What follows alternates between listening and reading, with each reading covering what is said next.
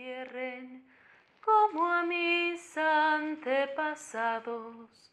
Yo quiero que a mí me entierren como a mis antepasados, en el vientre oscuro y fresco de una vasija de barro, en el vientre oscuro y fresco de una vasija de barro. La muerte es un paso de este mundo que conocemos a lo desconocido. Nada más es una transición a una vida mejor. Y no sabemos qué hay más allá. Algo que a lo mejor nadie quisiera que pasara, pero bueno, parte de la vida. Quizá lo veamos como con miedo porque no sabemos en realidad qué es. Sabemos cuándo nacemos, pero no cuándo nos vamos a morir.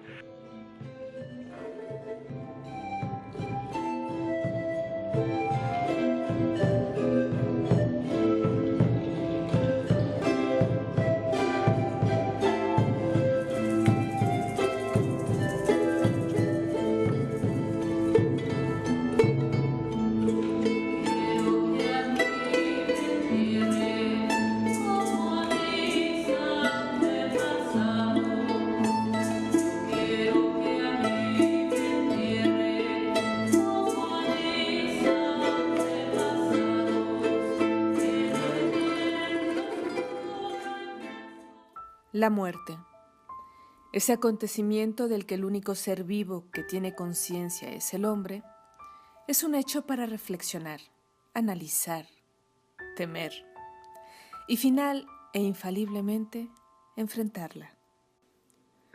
A pesar de su inminencia, o quizás por ella, a veces la negamos, nos burlamos de ella, pero siempre a partir de una angustia que no pocas veces desemboca en una crisis emocional.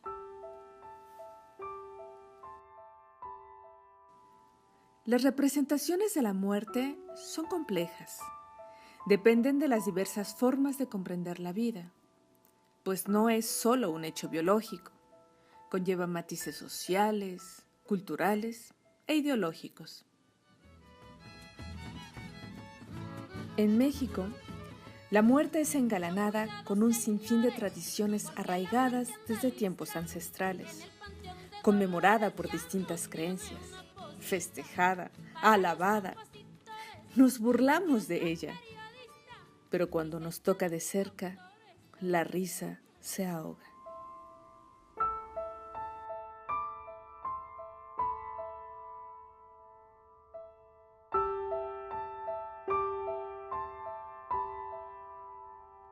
Bueno, hablar de la muerte en sí como mexicanos tenemos ese tabú porque siempre hacemos creer a los demás que convivimos, que le cantamos, que nos burlamos, pero la verdad es que siempre nos causa algo de temor o mucho temor el hablar hacia los demás de lo que es la muerte. ¿Cómo hablar de la muerte? ¿Cuánto y de qué manera? La muerte golpea al adulto porque sabe de su fatalidad. Pero, ¿qué pasa con los niños? ¿Quién se ocupa de ellos? Como mamá, es muy difícil. Es muy difícil, ¿y cómo decírselo a los niños? No sé. Frente a la dificultad del tema, es natural que cometamos algunos errores, como recurrir al engaño. Primero le dije que se había ido a la playa. ¿Por qué?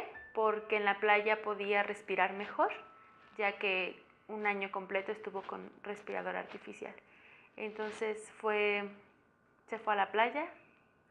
Después mi bebé tiene 4 años y me dijo, pues vamos a la playa a visitar a mi abuelita.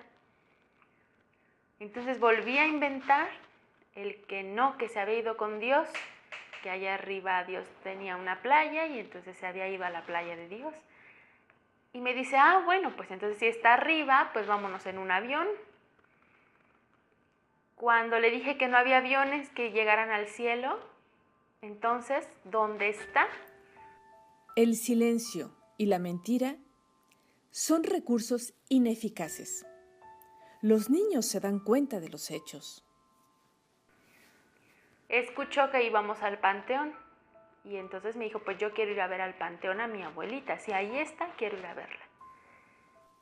Ante la falta de una explicación directa y clara, los niños suelen crear hipótesis que pueden estar cargadas de fantasías aún más terribles que la propia realidad. Una charla clara, sencilla y acorde con la edad del pequeño es la mejor opción, porque la muerte forma parte de la vida.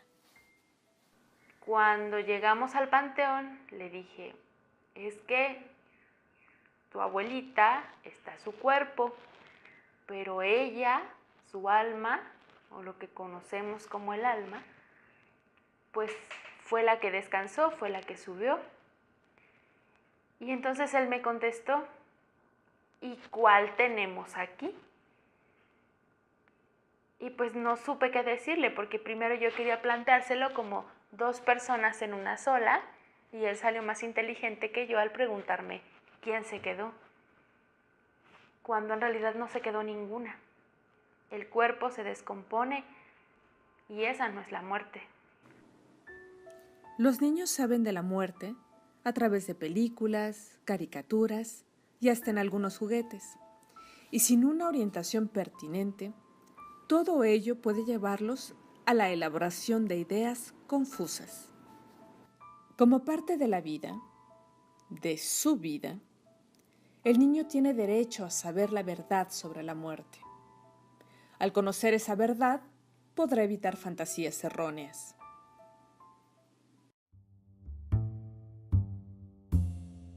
Cuéntanos lo que ves ahí.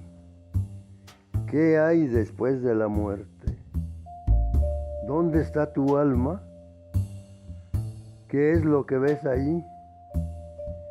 ¿Cómo es la muerte? ¿Duele? La muerte es cuando alguien deja de existir.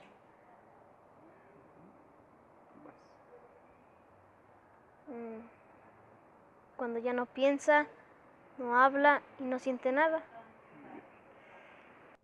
Cuando están los viejitos o se ahogan, se mueren, todos lloran y todos después los revive Dios. Solamente dejan de existir.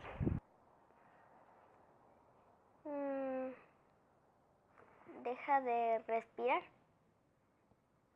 no siente nada. Pues pueden morir de diversas maneras y es algo feo porque dejan a sus seres amados desamparados. En muchos momentos de nuestra vida nos encontramos con diferentes pérdidas que provocan dolor. Este proceso suele ser difícil de trabajar. El sufrimiento provoca distintas emociones: la tristeza, la rabia, la ansiedad o la culpa se manifiestan de diversas formas. A este proceso emocional se le llama duelo. El duelo es la aflicción por la pérdida de un ser querido, de un sistema de vida o de un objeto, inclusive de algo que se pensó tener y no se tenía. Según Elizabeth Kubler-Ross, quien es la pionera en estudios sobre tanatología, hay 5 fases del duelo. La primera fase es la fase de negación. En ese momento la persona está un poco impactada por la noticia y le cuesta trabajo asimilarla. Entonces la negación a veces nosotros la podemos ver en algunos momentos en donde, aunque la persona ya ha fallecido, la persona ya no se encuentra con nosotros todavía continuamos haciendo pequeñas cosas que antes hacíamos cuando esa persona estaba. No tiene que ver con que estemos teniendo un problema mental, sino que es natural, digamos que es algo que sucede naturalmente en la fase de negación. En la fase 2, que es la fase de ira, vamos a manifestar mucho enojo, pero no solamente por la pérdida, incluso podemos manifestar enojo ante la persona que ha muerto. Evidentemente no pasa esto por el orden de lo consciente y el enojo simplemente sale a veces de manera explosiva. Es muy común que la ira la dirijamos a las personas que son las más incondicionales ante nosotros, las personas más cercanas. La tercera fase de duelo se llama negociación. En la negociación lo que vamos a ver es que el sujeto se va a dar cuenta que sí hay algo que se ha perdido, pero también se va a empezar a dar cuenta de lo que ahora, a partir de esa pérdida, ha empezado a vivir. Por eso justamente se llama fase de negociación. La cuarta fase de duelo es la fase de la tristeza profunda. Como en este momento el sujeto ya no tiene ninguna barrera emocional para poder admitir su tristeza ante la pérdida, la tristeza va a aparecer de manera definitiva y ya de manera muy, muy honesta.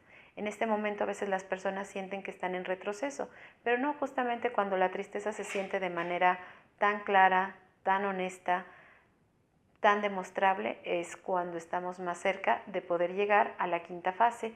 La quinta fase es la de aceptación. Y la fase de aceptación básicamente dura el resto de nuestra vida. Todos los días asumimos y aceptamos que esa persona a la que amábamos o que fue importante en nuestra vida ya no se encuentra más. Y hemos aprendido a vivir así, con la ausencia. En el momento de dar a conocer la noticia, lo recomendable es que los padres sean quienes se acerquen a hablar con el niño. En el caso de que no se encuentren estos, la noticia puede ser dada por la persona con la que el pequeño sienta seguridad y afecto. Hablar en familia y cotidianamente sobre la muerte puede facilitar al niño comprenderla al momento en que tenga que enfrentar la pérdida de un ser querido.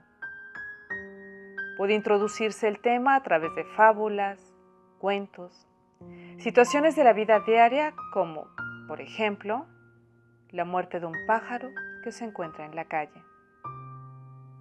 En muchas ocasiones los adultos tienden a mostrarse serios, insensibles, ocultando los sentimientos que les provoca la pérdida del ser querido.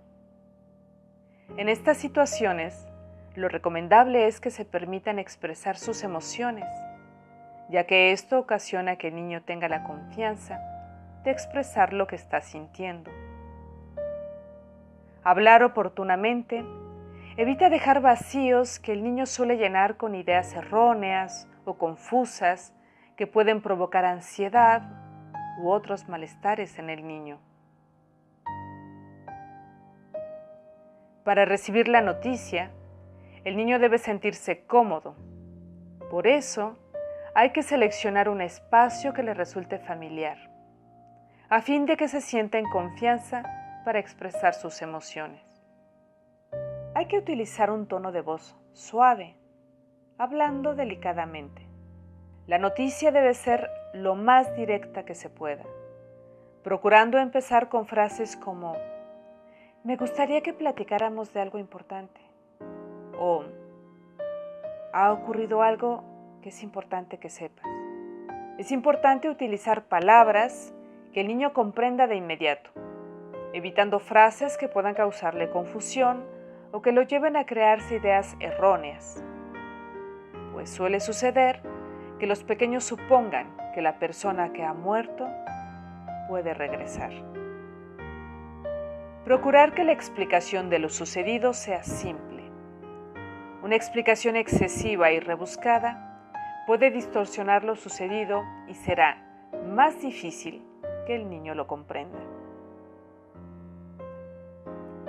Hay que tener mucho cuidado en que nuestras frases no provoquen miedo, inseguridad, angustia o ansiedad. Cada niño responde de manera distinta frente a la muerte. Algunos lo manifiestan con enojo, otros con tristeza. Hay quienes se aíslan o, por extraño que parezca, también pueden mostrarse eufóricos. Todos tienen distintos tiempos para manifestar su dolor.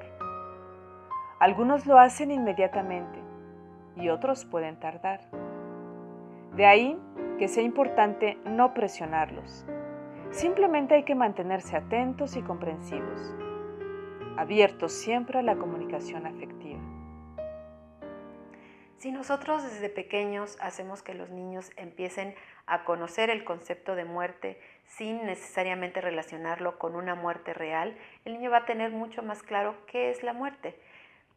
Pero si nosotros empezamos a incluir pequeños cuentos, hay muchos cuentos muy buenos materiales donde se habla acerca del ciclo de vida, donde se desmitifica a la muerte y se le quita este velo de cosa horrible, oscura, que tiene una túnica y que prácticamente nos asusta mucho, y vemos y hacemos que los niños vean a muerte de una manera distinta, que sepan que muerte es algo natural que nos pasa a todos los seres vivos, a las plantas, a los animales, a las personas. Y también porque la muerte es necesaria, porque no todos podemos quedarnos a vivir en el planeta todo el tiempo.